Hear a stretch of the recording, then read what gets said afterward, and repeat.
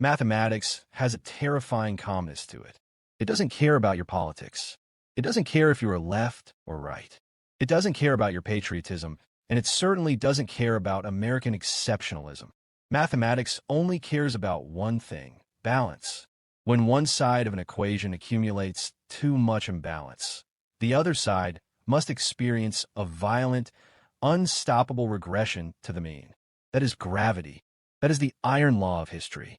Before we begin this video, I want you to close your eyes for a second. I want you to think back to the glorious names we read about in history textbooks. In 1590, the Spanish Empire controlled half the world's wealth. Their galleons brought home tons of gold and silver from the Americas. It was the first true global hegemony in human history. 80 years later, they were bankrupt, a third-rate power in Europe. In 1914, the sun never set on the British Empire. The pound sterling was the only reserve currency on Earth. London was the world's bank. 40 years later, their currency collapsed, the empire dissolved, and they became a junior partner to the United States. In 1980, the Soviet Union possessed 40,000 nuclear warheads. Their steel battalions made the entire Western world tremble. 10 years later, the superpower vanished from map. 3 superpowers, 3 different centuries, 3 completely different ideologies. But they all died from the exact same mathematical pattern. And now, standing on the threshold of 2026, I need to tell you a fact that should send a shiver down your spine. The United States hasn't just entered this pattern. We are sprinting through it. Historians tell us that empire collapse typically follows 7 stages. Stage 1, sound money. Stage 2, infrastructure and public welfare expansion. Stage 3, massive military expansion. Stage 4, overextension and invisible debasement.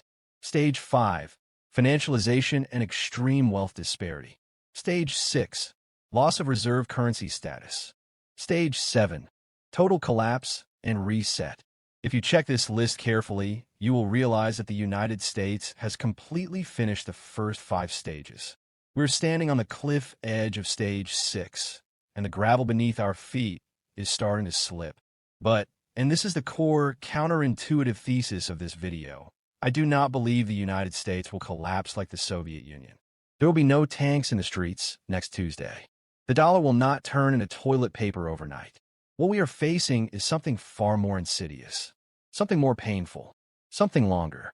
We are entering the era of the Great Reset. In this era, the rules of wealth generation are being rewritten. If you hold on to the old belief of work hard and save cash, you're going to be harvested clean in the next decade. But if you understand the game board, this could be the greatest opportunity for class mobility of your life. In the next 40 minutes, I don't need your faith. I need your logic. I'm going to download 500 years of economic history into your brain. We're going to dissect the 3 death mechanisms that killed the empires before us, like forensic scientists. I will explain why no president, red or blue, can bring manufacturing back to America. It's not a policy failure. It's a mathematical curse known as the Triffin dilemma. And most importantly, I will give you a blueprint to build your own personal Noah's Arkansas, because the flood is already here. The only question is, will you drown or will you learn to sail? To understand the future, we must understand the past. Most people look at history as a list of dates and names. I want us to look at mechanisms. I have studied the rise and fall of empires for years, and while the script details change, the poison that kills them is always one of 3 things. And the United States, unfortunately, has swallowed all 3 bottles at once. Mechanism 1, the Spanish disease, the resource curse. Let's go back to 16th century Spain, the peak of the age of discovery. The Spanish were incredibly lucky. They discovered the Potosi silver mine in South America, essentially a mountain made of pure silver. Every year, the Spanish Armada brought home 200 tons of silver. It was the equivalent of having a money printer. Now, ask yourself, if you had a machine in your basement that printed unlimited money, what would you do? Would you go to work tomorrow? Would you toil in the fields? Would you study engineering? No, you would just buy things. That is exactly what the Spanish did. Their logic was, We don't need to grow food. The French will grow it for us. We don't need to build ships. The Dutch will build them. We have silver. We just pay. Sound great, right? But this was the cancer. Because they had unearned wealth, the Spanish real economy rotted from the inside out. Their elites despised labor. Their manufacturing base withered. The nation became a massive consumption machine, not a production machine. When the silver mines ran dry, or when the sea routes were cut, they suddenly realized they knew how to make nothing. They had nothing left but inflation and poverty. What does this mean for America today? Since Nixon closed the gold window in 1971, America has owned its own POTUS mine. It's called dollar hegemony. We simply print green paper, and in exchange, we get shirts from Chinese workers, cars from Japanese factories, and oil from the Middle East. We caught the Spanish disease. If you look at the U.S. economy, we are deindustrializing. We trade paper for real things. It makes us feel rich, but our muscles are atrophying. Mechanism 2. The British trap, the winner's curse. Now, look at the British Empire. The British weren't lazy like the Spanish. They invented the Industrial Revolution. But Britain died from something else, the cost of war. Britain won World War I. Britain won World War II. Militarily, they were the victors. Financially, they were obliterated. To win those two wars, Britain went from being the world's largest creditor, lending money, to the world's largest debtor, owing money. By 1945, Britain's debt-to-GDP ratio was over 250%. To pay back this debt, the government faced an impossible choice: default and admit bankruptcy, or destroy the currency. They chose the latter. To keep capital in London, they kept interest rates high, which strangled their domestic economy. To pay the debt, they eventually had to devalue the pound sterling. Once, the world said as sound as the pound. Later, the pound became synonymous with devaluation. The empire collapsed because it couldn't pay the interest on its own existence. The American parallel. Let that sink in. We spend more on paying interest to bondholders than we spend on our Army, Navy, Air Force, and Marines combined. We are in the British trap. The cost of maintaining the global empire now exceeds the benefits of the empire. We are paying off a credit card with another credit card. Mechanism 3. The Soviet hollow, the fake economy. Finally, the Soviet Union. This collapse was the most dramatic. In the 1980s, if you watched a Soviet military parade, you would think they were invincible. Thousands of tanks, ICBMs, a massive army. But beneath that shiny military shell, the Soviet economy was hollow. Due to the rigidity of central planning, the Soviets could build the best missiles, but they couldn't bake a decent loaf of bread. Resources were grossly misallocated. 20% of GDP went to the military while citizens waited in line for potatoes in the freezing cold. This was a fake prosperity. Data could be forged. GDP could be inflated, but the empty shelves couldn't lie. When oil prices dropped and the Soviets lost their only source of real income, the entire colossus collapsed in 900 days. The American shadow. We also have a fake prosperity. Look at the S&P 500 hitting all-time highs. But look at our streets. Look at our crumbling bridges. Look at our fragile power grid. Look at the tent cities in every major metropolis. Our GDP is made up of financial transactions, litigation, and healthcare administration costs, not steel and grain. This, too, is a hollowing out. The Spanish resource curse, the British debt trap, the Soviet hollow economy. Any one of these mechanisms is enough to kill an empire. America, in 2026, has contracted all three terminal illnesses simultaneously. Let's cut deeper with the scalpel. If the problem was just printing too much money, maybe we could fix it. Just stop the printer, right? But it's not that simple. The U.S. economy has a deeper cancer. Economists call it financialization. What is financialization? In a healthy economy, finance is a servant. Banks lend money to entrepreneurs. Entrepreneurs build factories, hire workers, and make products. Finance is the lubricant for the real economy. But in a dying empire, finance becomes the master. It becomes a parasite. Look at corporate America today.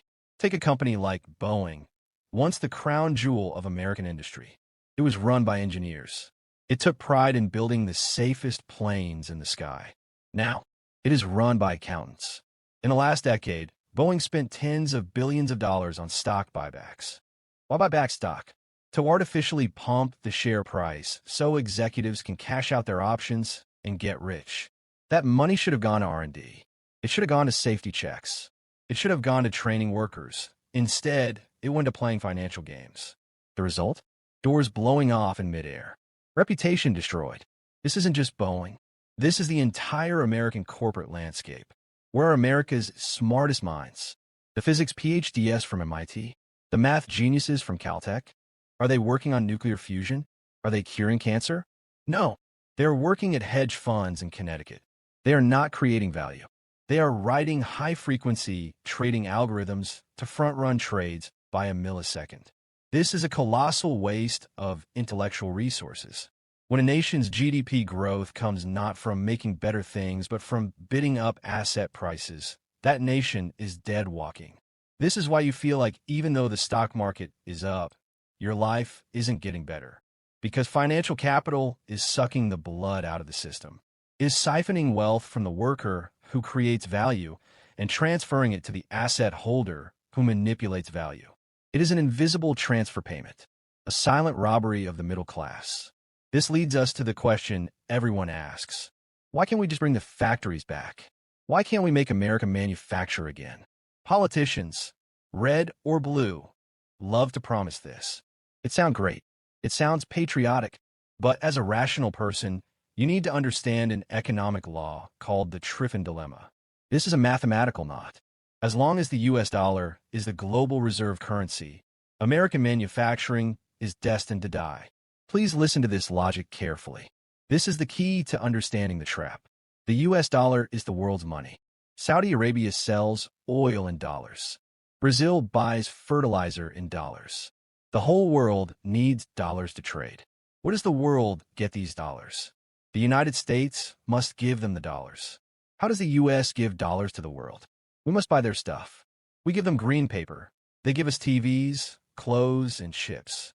This means the United States must run a trade deficit. We must buy more than we sell to export enough currency to keep the global system running.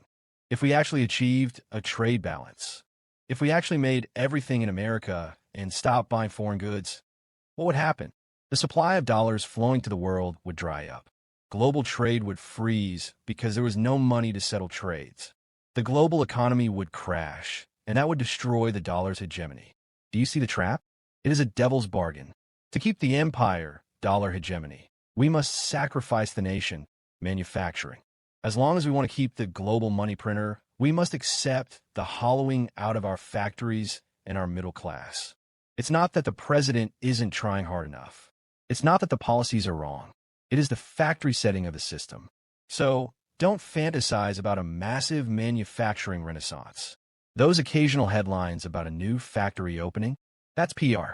Macromathematically, the decline of the U.S. real economy is irreversible. Until the day the dollar collapses at this point, you might be thinking, okay, it's over.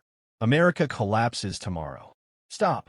This is where I disagree with the doom and gloom crowd.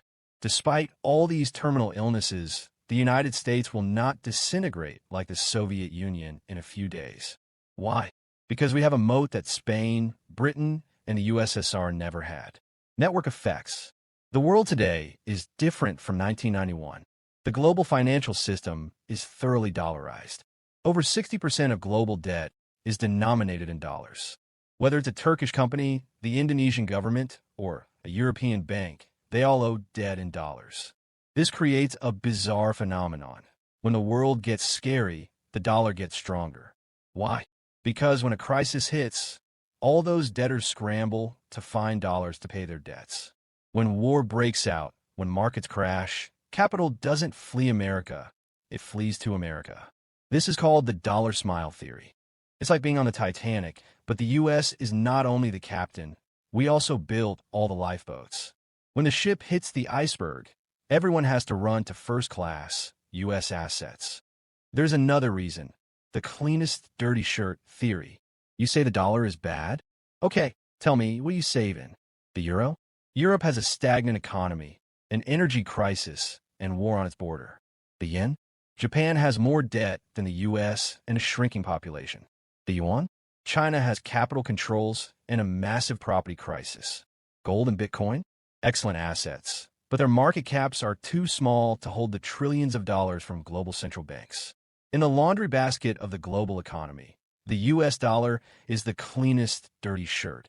As long as the other countries are worse than us, capital will keep flowing into America, propping up our debt bubble. This is why we can owe $38 trillion and not be bankrupt yet. We have to thank our competitors for being so weak.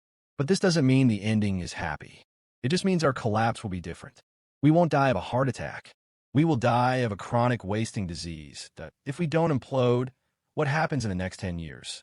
The original model says stage 6 is loss of reserve currency status. But I believe the real stage 6 is financial repression. This is the government's ultimate way of defaulting without admitting it. The government knows it can never pay back the $38 trillion in real terms. They have two choices. Hard default. Tell bondholders we aren't paying. This causes a global financial nuclear winter. They won't do it. Inflationary default. This is what they are doing. How does it work? They use the Federal Reserve to artificially keep interest rates low while allowing inflation to run hot. Let's say inflation is 7%, but the bank only pays you 4% interest. That means your money is losing 3% of its real value every year. This doesn't sound like much, but over 10 years, your wealth shrinks by 30 to 40%. This is an invisible tax. The government doesn't need to pass a law to raise taxes. Voters would hate that. They just need to create inflation and cap rates. Wealth is silently transferred from savers, you, pension funds, cash holders, to debtors, the government, large corporations. This is the new normal for the next decade. Sticky inflation, prices rising 5 to 8% a year will be standard. Negative real rates. Saving money in the bank guarantees a loss. Capital controls. The government will make it harder for you to move money out or to buy gold/crypto because they need to trap your capital in the system to fund their debt. This is the real Great Reset. It's not about forgiving your debt. It's about resetting their balance sheet by diluting your hard work. The middle class will be liquidated by this slow knife. The K-shaped recovery will go to the extreme. Those with assets get richer. Those with cash become serfs. Okay, I know this sounds heavy. You might feel angry or powerless. But as I said at the start, history is a wheel. We cannot stop it, but we can choose not to be crushed by it. If a ship is slowly sinking and the captain is locking the doors, what do? You build your own Noah's Ark. This is not just investment advice. This is a philosophy of survival. We need to shift from chasing profit to chasing anti-fragility. Here are the 4 modules of your arc. Module 1. Hard assets are king. In the era of financial repression, cash is trash. Bonds are certificates of confiscation. You must own decentralized, finite hard assets. Gold. It is the king of money for 5,000 years. It is the only asset that is not someone else's liability. If the dollar credit system breaks, gold is the final form of payment. Don't treat it as a trade. Treat it as insurance. Bitcoin. I view this as the digital fire escape. It is the only asset in human history with absolute mathematical scarcity, 21 million. More importantly, it is the only wealth you can memorize and take across a border in your head. If capital controls come, Bitcoin is your freedom. Productive land. If you can afford it, buy land with water, land that can grow food. In a supply chain collapse, that is your ultimate ace in the hole. Module 2. Cognitive sovereignty, the shield. In stage 6, the most dangerous weapon is not inflation. It is the narrative. The government and media will gaslight you. They will tell you inflation is transitory. They will tell you the fundamentals are strong. They will tell you buying stocks is patriotic. You need to build cognitive sovereignty. Don't watch what they say. Watch what they do. When the central bank chairman tells you gold is a barbarous relic, check if central banks are buying gold at record speeds. Spoiler, they are. Learn to read raw data. Watch the yield curve. Watch credit spreads. In this era, truth is a scarce resource. You have to mine it yourself. Module 3. Skill reset, the engine. The financialized economy is dying. The real economy is starving. Look at your job. If your income depends on low interest rates, like real estate agents, mortgage brokers, or tech sales funded by VC money, you are vulnerable. If your job is making PowerPoints, attending meetings, and managing bureaucracy, you are vulnerable. The future belongs to people who solve real problems. We need people who can fix the grid, grow food, repair supply chains, and heal the sick. Start learning a skill today that people would pay for even if the currency collapsed. A skill that can be bartered for food. Make yourself useful, not just employed. Module 4. Reject the zero-sum game, the community. When empires decline, social trust collapses. People turn on each other. Politics becomes toxic. Do not participate. Do not treat your neighbor as the enemy. The guy arguing with you on Twitter cannot save you. But the guy living next door can save you when the power goes out. Build real, physical community connections. The lone wolf prepper looks cool in movies, but dies first in reality. Humans are pack animals. Only tight-knit communities survive the chaos. History is a giant wheel. It turns slowly, but it grinds everything to dust. Our generation is destined to witness the twilight of the American century. The era of unlimited consumption, easy money, and effortless dominance is over. That sounds pessimistic, doesn't it? But look at it another way. This is also an opportunity. The collapse of Rome was a disaster for Roman elites, but it birthed Europe. The decline of Britain was painful for London bankers, but it paved the way for America. Wealth is not disappearing. It is transferring. It is transferring from paper to hard assets. It is transferring from financial parasites to productive builders. It is transferring from the sleepwalkers to the awake to people like you. This is the Great Reset. The system has programmed you to be the victim, but you hold the veto power. You can choose to keep believing the beautiful bubble until it pops. Or you can choose, starting today, to lay the first plank of your ark. The rain is going to fall for a long time, but I hope when the floodwaters recede, we will meet on high ground. I'm your name.